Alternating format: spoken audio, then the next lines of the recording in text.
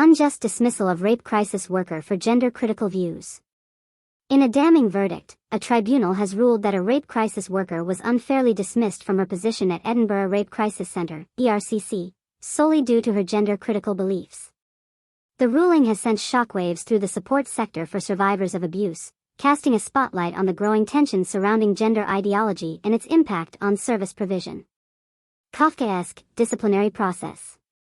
Roz Adams, the whistleblower at the heart of the case, found herself subjected to a bizarre and Kafkaesque disciplinary process after expressing concerns about the center's policy on trans female counselors working with female survivors.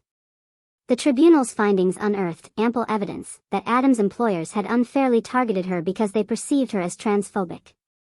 The investigation into Adams' views swiftly escalated into a heresy hunt, as the tribunal described it, fueled by the belief that she did not fully align with the gender ideology espoused by the center's management. This unsubstantiated accusation of transphobia formed the basis for ongoing harassment and discrimination against Adams. Questioning transgender policy.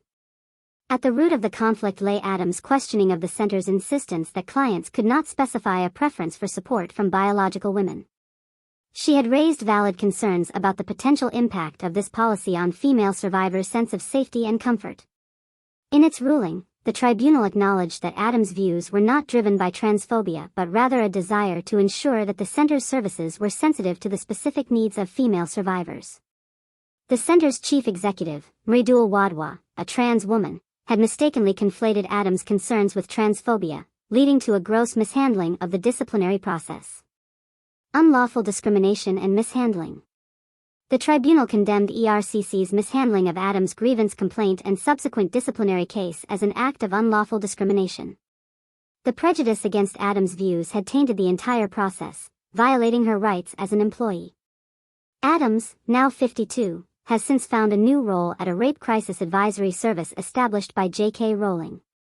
She has steadfastly maintained her innocence of transphobia, emphasizing that her stance was rooted in ensuring the well-being of female survivors. Implications for survivors and service providers. The tribunal's ruling has ignited a heated debate about the balance between inclusivity and the rights of survivors. Adams' victory represents a significant step towards protecting the autonomy and safety of female survivors in accessing support services. It is imperative that organizations like ERCC and Rape Crisis Scotland uphold the freedom of choice for survivors, ensuring that they have the right to receive support from individuals they feel most comfortable with. This ruling serves as a potent reminder that ideological biases should never compromise the well-being of those who have experienced sexual violence. Independent review and accountability.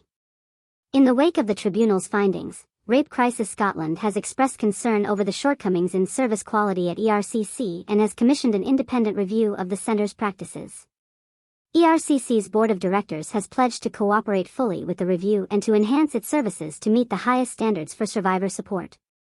The outcome of this case highlights the critical need for accountability and transparency in the support sector for survivors of sexual violence. By fostering a culture that respects diversity of thought and prioritizes the well-being of those it serves, organizations can create truly safe and inclusive environments for all.